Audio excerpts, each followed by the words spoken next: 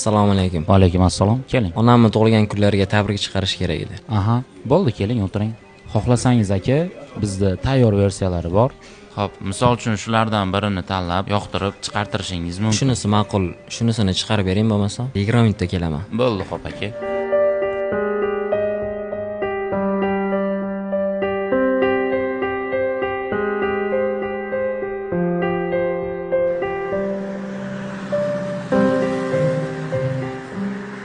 Javohir nimaga? Yaxshimisiz aka? Rahmat. Uzumsiz charchama.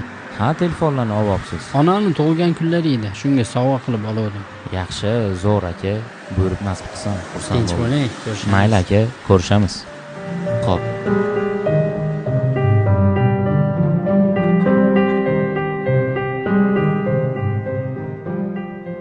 Assalomu alaykum, xush kelibsiz. Yaxshimisiz?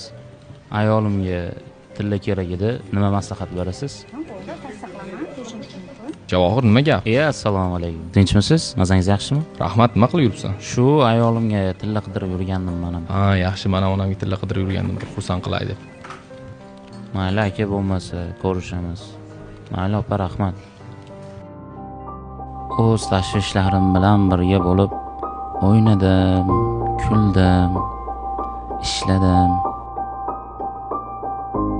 va hatto do'stlarimni holidan xabar oldim-u, lekin sizga kelganda sustlik qildim onajon.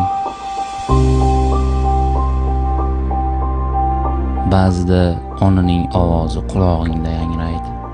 O'zi yo'q, lekin yuragingda yashaydi.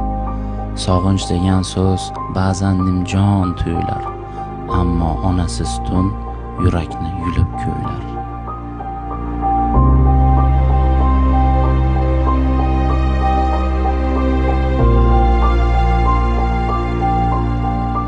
O'z tashvishlarim bilan bo'lib sizni yo'qlashga ozgina kechikdim ona.